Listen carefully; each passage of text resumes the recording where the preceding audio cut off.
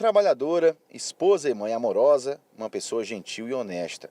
Essa era Lucinete Freitas, de 55 anos. Cearense de Aracuiaba, ela havia deixado o marido e o filho em Fortaleza, 7 meses antes, para buscar uma vida melhor em Portugal, até ser encontrada morta no dia 18 de dezembro, 13 dias após ser dada como desaparecida.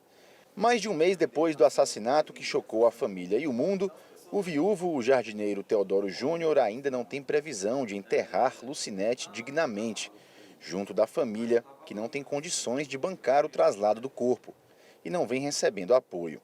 O caso se enquadra nos critérios da lei sancionada no passado pelo governo federal, autorizando que o Estado custeie o traslado de corpos de brasileiros mortos no exterior se a família tiver dificuldade financeira e o caso gerar comoção.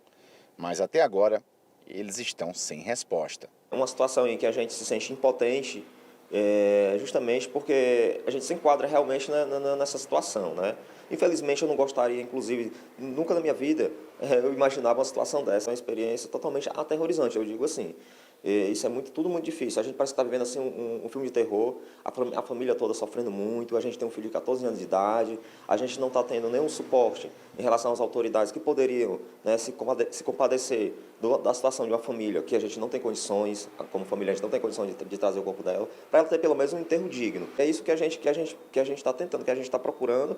No entanto, a gente não está tendo essa sensibilidade das autoridades de entender isso, de se colocar no lugar do próximo, sabe? Isso é uma coisa que a gente sabe que pode acontecer em qualquer família, pode acontecer com qualquer pessoa. Nós procuramos já todas as autoridades competentes, né, desde a embaixada, o Ministério das Relações Exteriores, que trabalha junto com o Itamaraty, né, consulado, defensoria pública e direitos humanos, né. Até agora nenhuma resposta positiva.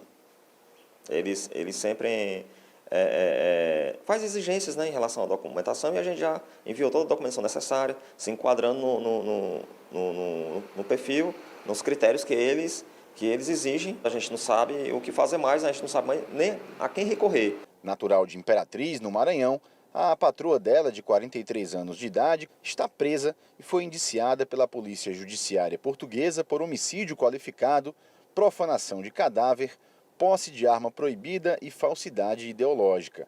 A possível motivação, segundo Teodoro, foi o fato de Lucinete, babá do filho de 2 anos da assassina confessa, costumeiramente se posicionar em constantes desavenças da vida conturbada do casal. Começou a trabalhar lá, há uma média de 3, 4 meses. Estava trabalhando, estava gostando.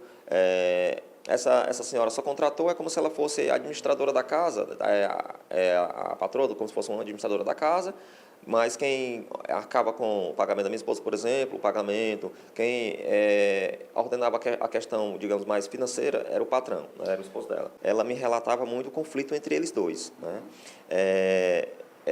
Essa patroa, um perfil de uma pessoa muito complicada, digamos que a divergência de perfis. E o patrão, ele praticamente quase não tinha conversa com a minha esposa chegava para trabalhar, ele já tinha até inclusive saído para ir trabalhar, para administrar os restaurantes, para ver as coisas, os negócios dele.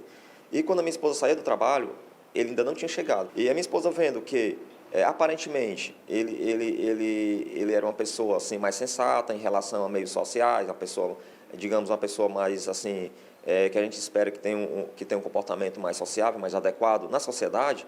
Então, por conta disso, ela se posicionava a favor do patrão, porque via que ela era uma pessoa desequilibrada, ela era uma pessoa que tinha comportamentos estranhos, desrespeitosa, uma pessoa, sabe, de farra, amizades muito suspeitas. Ela se posicionava a favor do patrão, porque ela via que o perfil social era o perfil social mais condizente com a situação de uma pessoa, de uma pessoa mais melhor, né? De uma pessoa que tem um bom senso, uma pessoa mais, digamos, mais íntegra, né? O trabalho de babá em Amadora, região metropolitana de Lisboa, não foi o primeiro de Lucinete no país europeu. Ela foi com uma documentação, foi legalizada do país, né?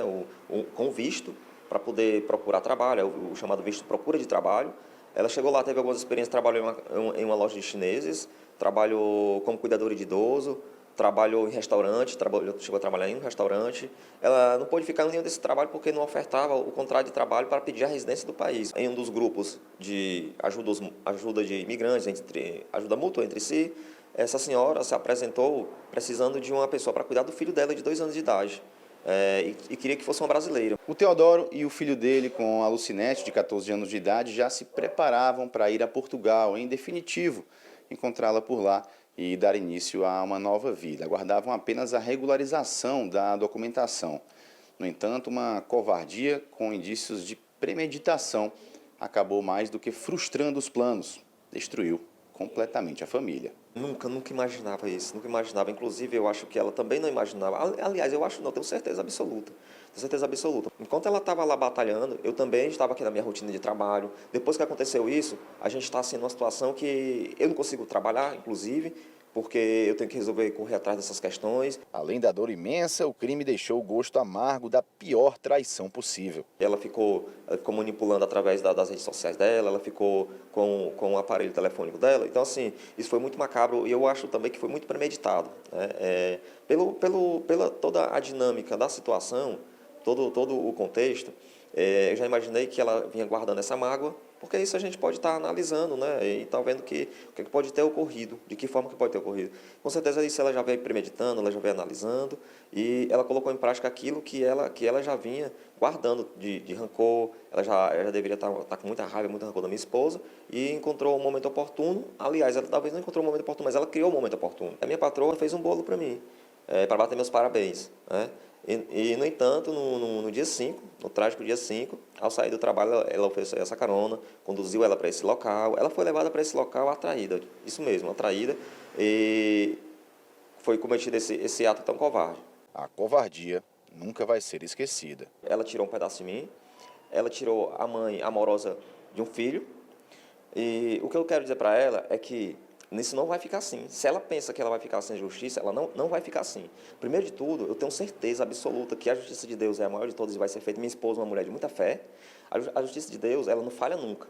A dos homens, a gente não sabe. É muito relativo. Eu não posso definir isso. Porém, a justiça de Deus não falha nunca.